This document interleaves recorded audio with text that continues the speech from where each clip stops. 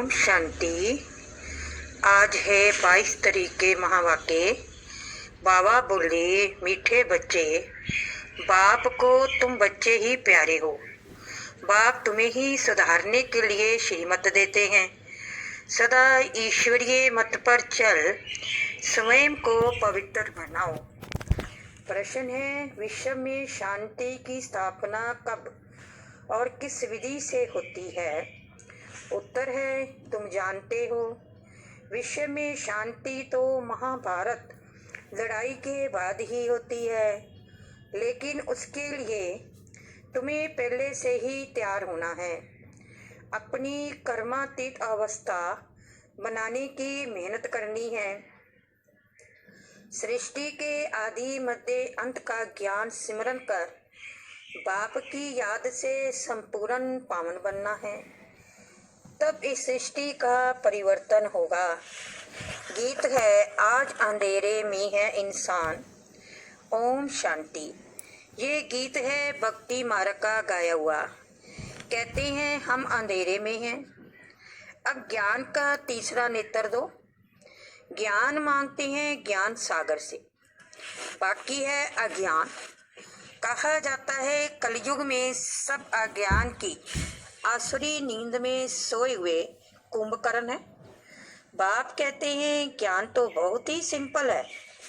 भक्ति मार्ग में कितने वेद शास्त्र आदि पढ़ते हैं, हठ योग करते हैं, गुरु आदि करते हैं।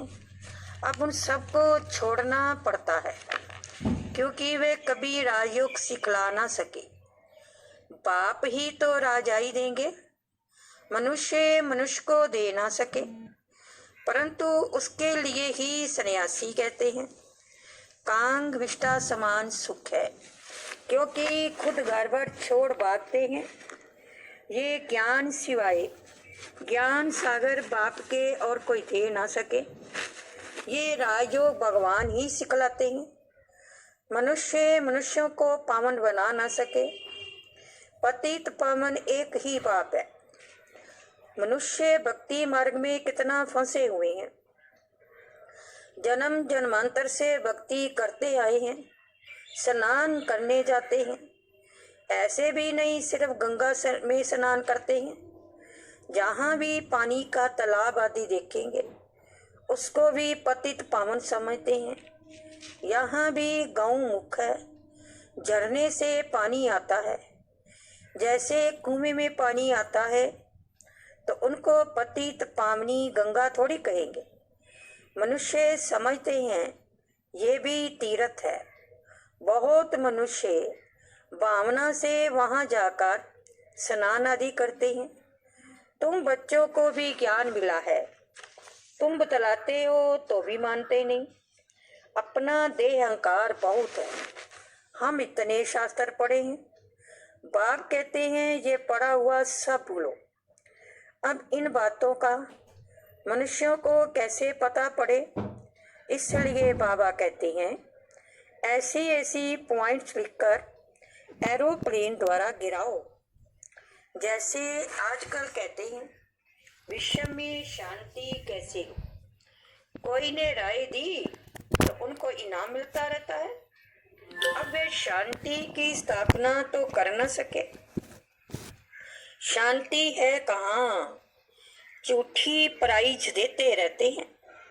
अब तुम जानते हो, विश्व में शांति तो होती है लड़ाई के बाद। यह लड़ाई तो कोई भी समय लग सकती है, ऐसी तैयारी है। सिर्फ तुम बच्चों की ही देरी है। जब तुम बच्चे कर्मातीत अवस्था को पाओ, इसमें ही मेहनत है। बाप कहते हैं, माम एकम याद करो और गृहस्थ व्यवहार में रहते कमल फूल संत पवित्र बनो और सृष्टि के आदि मध्य अंत का ज्ञान सिमरन करते रहो। तुम लिख भी सकते हो, रामानुसार कल पहले माफिक विश्व में शांति स्थापन हो जाएगी। तुम यह भी समझा सकते हो कि विश्व में शांति तो सतयुग में ही होती है।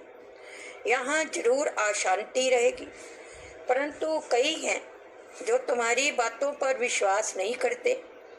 क्योंकि उनको स्वर्ग में आना ही नहीं है तो श्रीमत पर चलेंगे नहीं। यहाँ भी बहुत हैं जो श्रीमत पर पवित्र रह नहीं सकते। ऊंच से ऊंच भगवान की तुमको मत मिलती है। कोई की चलन अच्छी नहीं होती है तो कहते हैं ना, तुमको ईश्वर अच्छी मत दे, अभी तुमको ईश्वरीय मत पर चलना चाहिए। बाप कहते हैं 63 जन्म तुमने विषय सागर में गोते खाए हैं। बच्चों से बात करते हैं, बच्चों को ही पाप सुधारेंगे ना, सारी दुनिया को कैसे सुधारेंगे। बाहर वालों को कहेंगे बच्चों से समझो। बाप बाहर वालों से बात नहीं कर सकते। बाप को बच्चे ही प्यारे लगते हैं, सौतेले बच्चे थोड़े लगेंगे। लौकिक बाप भी सपूत बच्चों को धन देते हैं। सब बच्चे समान तो नहीं होंगे ना। बाप भी कहते हैं जो मेरे बनते हैं उन्हों को ही मैं वर्षा देता हूँ। जो मेरे नहीं बनते हैं वह हजम नहीं कर सकेंगे, श्रीमत पर चल नहीं सकेंगे। वह है भगत।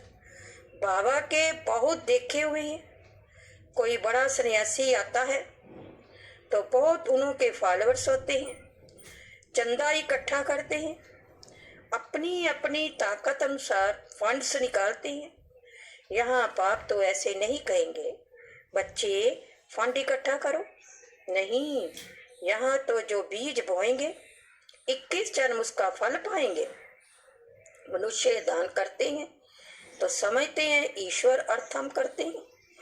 ईश्वर समर्पणम कहते हैं तो कहेंगे कृष्ण समर्पणम। कृष्ण का नाम क्यों लेते हैं? क्योंकि गीता का भगवान समझते हैं। श्री राधे अर्पणम कभी नहीं कहेंगे। ईश्वर जहाँ कृष्ण अर्पणम कहते हैं, जानते हैं फल देने वाला ईश्वर ही है। कोई साहूकार के घर में जन्म लेते हैं तो कहते हैं ना,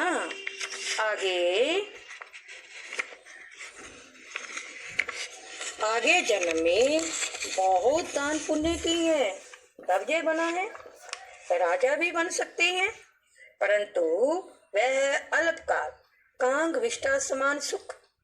राजाओं को भी सन्यासी लोग सन्यास कराते हैं तो उनको कहते हैं स्त्री तो सर्पणी है, लेकिन द्रौपदी ने तो पुकारा है, दुशासन मुझे नंगन करते हैं।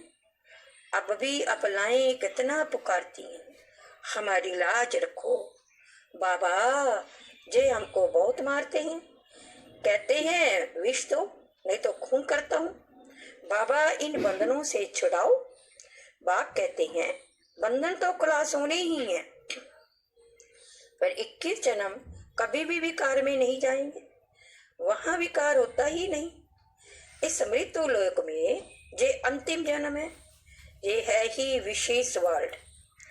दूसरी बात बाप समझाते हैं, इस समय मनुष्य कितने बेसमझ बन गए हैं। जब कोई मरता है तो कहते हैं स्वर्ग पधारा, लेकिन स्वर्ग है कहाँ, ये तो नरक है। स्वर्गवासी हुआ तो जरूर नरक में था, परंतु किसको सीधा कहो तुम नरकवासी हो तो क्रोध में आकर बिगड़ पड़ेंगे। ऐसे ऐसे को तुमको लिखना चाहिए, फलाना स्वर्गवासी हुआ तो इसका मतलब तुम नरकवासी हो ना। हम तुमको ऐसी युक्ति बताएं जो तुम सच सच स्वर्ग में जाओ। यह पुरानी दुनिया तो अब खत्म होनी है। अखबार में निकालो, इस लड़ाई के बाद विश्व में शांति होनी है। 5 वर्ष पहले माफिक वहाँ एक ही आदि सनातन देवी देवता धर्म था। वो लोग फिर कहते कहाँ वहाँ भी कंस जरासंधी आदि असुर थे, अब उनसे माथा कौन मारे। ज्ञान और भक्ति में रात दिन का फर्क है। इतनी सहज बात भी मुश्किल किसी की बुद्धि में बैठती है तो ऐसे ऐसे स्लोगन बनाने चाहिए। इस लड़ाई के बाद विश्व में शांति होनी है ब्रह्मानुसार। कलप कलप विश्व में शांति होती है, फिर कलयुग अंत में अशांति होती है, सतयुग में ही शांति होती है।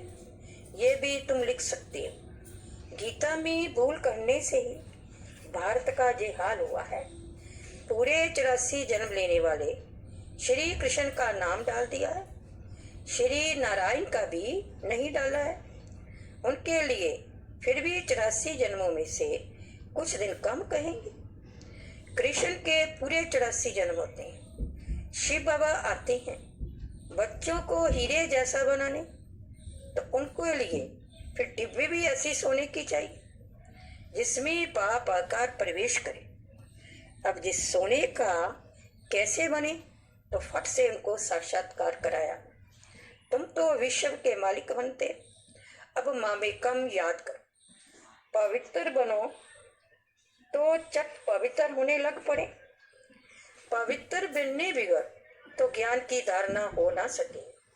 शेरनी के दूध के लिए सोने का बर्तन चाहिए। ये ज्ञान तो है परम पिता परमात्मा का, इसको धारण करने के लिए भी सोने का बर्तन चाहिए, पवित्र चाहिए, तब धारणा हो। पवित्रता की प्रतिज्ञा करके फिर गिर पड़ते हैं तो योग की यात्रा ही खत्म हो जाती है, ज्ञान भी खत्म हो जाता है। किसको कह ना सके भगवानोवाद का महाशत्रु है, उनका तीर लगेगा नहीं, वह फिर कुक्कड़ ज्ञानी हो पड़ते हैं। कोई भी विकार ना हो, रोज पोता में रखो। जैसे पाप सर्वशक्तिमान है, वैसे माया भी सर्वशक्तिमान। आधा कल ब्राह्मण का राज्य चलता है, इन पर जीत पाप बिगड़ कोई पहना ना सके। ड्रामानुसार राम राज्य भी होना है। भारत की ही हार और जीत ये ड्रामा बना हुआ है। ये बात तुम बच्चों को ही समझाते हैं। मुख्य है पवित्र होने की बात। बाप कहते हैं मैं आता ही हूँ पतितों को पावन बनाने। बाकी शास्त्रों में पांडव और कौरवों की लड़ाई जुआ आदि बैठ दिखाए हैं। ऐसी बात हो कैसे सकती? राजयोग की पढ़ाई ऐसी होती है क्या? युद्ध के मैदान में गीता पाठशाला होती है क्या? कहाँ जन्म मन रहित शिव बाबा, कहाँ पूरे 84 जन्म लेने वाला कृष्ण। उनके लिए ही अंतिम जन्म में बाबा कर प्रवेश करते हैं। कितना क्लियर है। गृहस्थ व्यवहार में रहते पवित्र भी बनना है। सन्यासी तो कहते हैं दोनों इकट्ठे रह पवित्र नहीं रह सकते। कहो तुमको तो कोई प्राप्ति नहीं, तो कैसे रहेंगे? यहाँ तो विश्व की बादशाही मिलती है। बाप कहते हैं मेरे खातिर कुल की लाज रखो। शिव बाबा कहते हैं इनकी दाढ़ी की लाज रखो।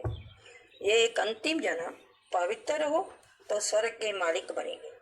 अपने लिए ही मेहनत करते हैं, दूसरा कोई स्वर्ग में आ नहीं सकता। ये तुम्हारी राजधानी स्थापन हो रही है, इसमें सब चाहिए ना। वहाँ वजीर तो होते ही नहीं, राजाओं को राय की दरकार ही नहीं। पतित राजाओं को भी एक वजीर होता है। यहाँ तो देखो कितने मिनिस्टर्स हैं, आपस में ही लड़ते रहते हैं। बाप सभी झंझटों से छुड़ा देते हैं। 3000 वर्ष फिर कोई लड़ाई नहीं होगी, जेल आदि नहीं रहेगा, कोर्ट आदि कुछ नहीं होगा। वहाँ तो सुख ही सुख है। इसके लिए पुरुषार्थ करना है। मौत सिर पर खड़ा है। याद की यात्रा से विकर्मा जीत बनना। तुम हो मैसेंजर्स जो सबको बाप का मैसेज देते हो कि मन मना पाओ। अच्छा मीठे मीठे सिक्के लदे बच्चों प्रति माता पिता बाप दादा का याद प्यार गुड मॉर्निंग। रूहानी बाप की रूहानी बच्चों को नमस्ते। हम रूहानी बच्चों की रूहानी बाप दादा जी को गुड मॉर्निंग और प्यार भरी नमस्ते की। धारणा के लिए मुख्य सार है। फर्स्ट पॉइंट है ज्ञान की धारणा करने के लिए पवित्र बन। बुद्धि रूपी बर्तन को स्वच्छ बनाना है, सिर्फ कुक्कड़ ज्ञानी नहीं बनना है। ज्ञान की धारणा के लिए पवित्र बन। बुद्धि रूपी बर्तन को स्वच्छ बनाना है, सिर्फ कुक्कड़ ज्ञानी नहीं बनना है। सेकंड है, डायरेक्ट भाव के आगे अपना सब कुछ अर्पण कर श्रीमत पर चलकर 21 जन्मों के लिए राजाई पद लेना है। डायरेक्ट भाव के आगे अपना सब कुछ अर्पण कर श्रीमत पर चलकर 21 जन्मों के लिए राजाई पद लेना है। आज का वरदान दिया बाबा ने, शुद्धि की विधि द्वारा किले को मजबूत करने वाले सदा विजयी और निर्विघ्न भव। शुद्धि की विधि द्वारा किले को मजबूत करने वाले सदा विजयी और निर्विघ्न भव। इस किले में हर आत्मा सदा विजयी और निर्विघ्न बन जाए, इसके लिए विशेष टाइम पर चारों ओर एक साथ योग के प्रोग्राम रखो। फिर कोई भी इस तार को काट नहीं सकेगा, क्योंकि जितना सेवा बढ़ाते जाएंगे उतना माया अपने बनाने की कोशिश भी करेगी। इसलिए जैसे कोई भी कार्य शुरू करते समय शुद्धि की विधियां बनाते हो, ऐसे संगठित रूप में आप सर्वश्रेष्ठ आत्माओं का एक ही शुद्ध संकल्प हो, विजयी है।